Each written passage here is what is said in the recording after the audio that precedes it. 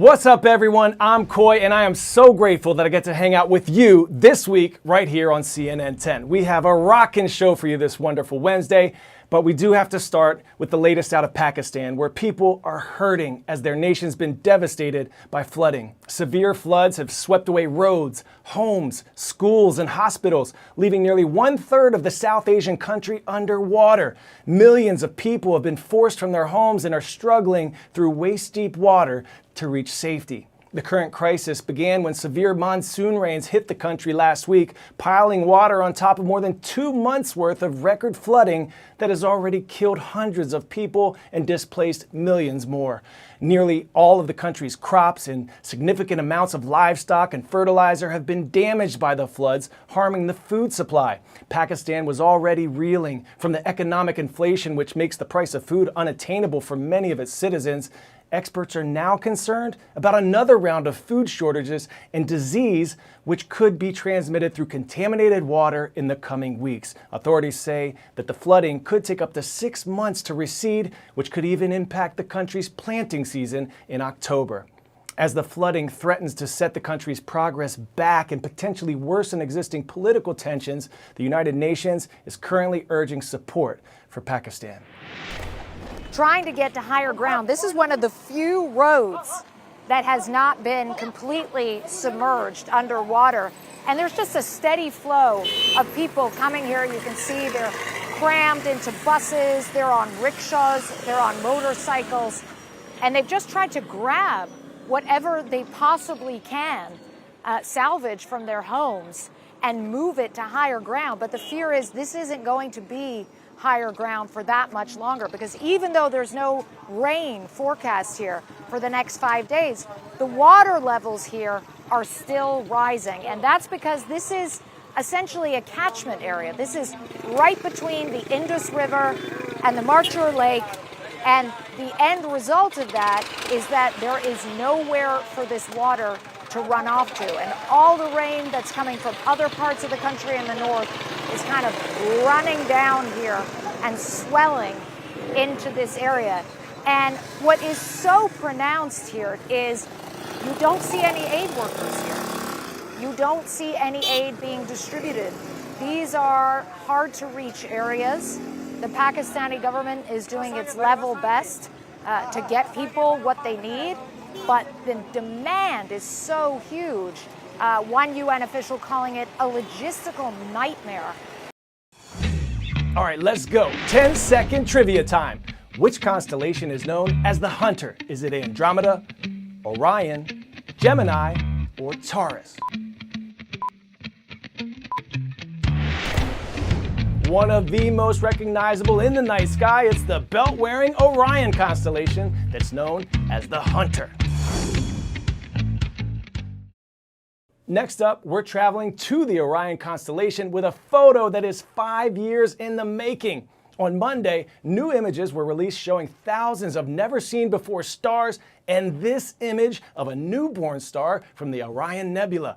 The images were taken by the James Webb Telescope, and hopes are that the data from it can help us understand how stars and planetary systems are formed. According to scientists, these images reveal an environment similar to our own solar system when it formed more than 4.5 billion years ago.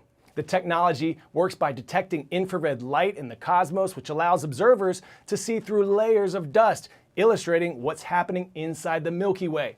The images are said to be the sharpest ever taken, and part of the goal for the Webb telescope is detecting distant and faint galaxies. The telescope itself was launched in 2021. According to NASA, the telescope will cost the American taxpayer $10 billion. Next up, some inspiration and motivation in the form of a story of a young girl from rural Kenya. Growing up, she'd never even heard of a computer. Now she's enhancing the lives of young people in her community through repurposing discarded technology. She's aiming to create positive change in this world, one computer at a time.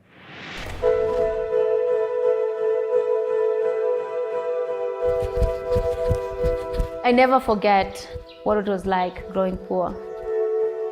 I never forget what it was like my stomach churning because of hunger at night. I would have to go and scavenge for food at trash pits. We'll grew up in a tin roof house. It was full of potholes. I used to look at the different light bouncing from the holes from the roof, and then just imagine what it would look like to sustainably fix poverty. I was a very hardworking student, even though I wasn't in school often. And even though I was the most hardworking person I knew, I still did not know what a computer was. I am from Mogotio, which is a small village in rural Kenya. And there isn't much of an economic activity here. I got a full ride 4-year scholarship in America to Augustana College in 2012. I got a job as a janitor, cleaning bathrooms. I discovered computer science my junior year of college just out of accident. I needed to take an introduction to Java for my math major, and I just fell in love with it. I just knew this is what I wanted to do, and also bring it to my community.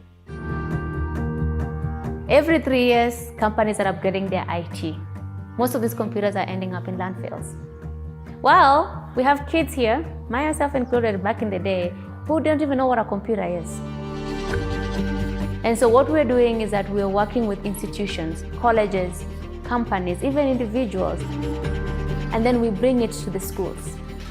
We refurbish them, we install our own custom operating system that is geared towards teaching our kids self-efficacy, troubleshooting, and internet skills.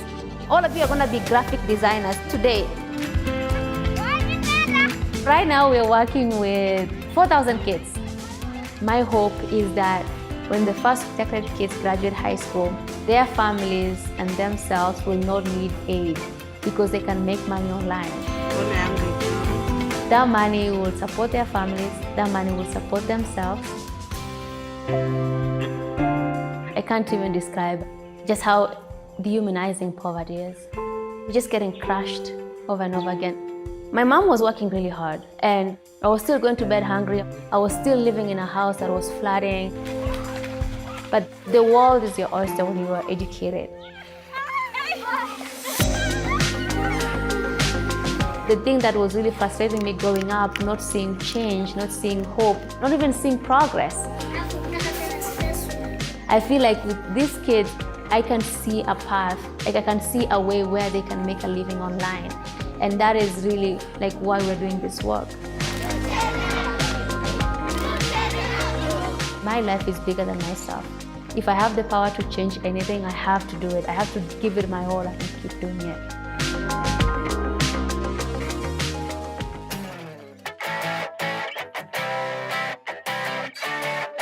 All right, how's this for a 10 out of 10? 4 people broke a Guinness World Record by playing putt-putt for 24 hours straight.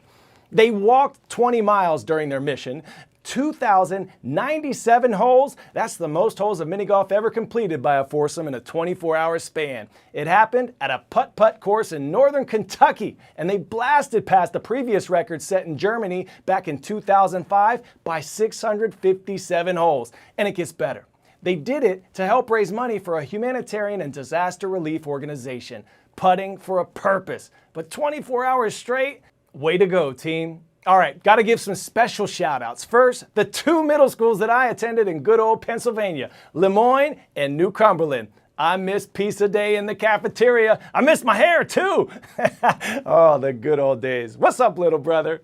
Also, we see you, Crusaders of the St. Joseph School in Martinsburg, West Virginia. We hope you and everyone watching around the world have a wonderful one. I'm Coy. Thanks for watching CNN 10.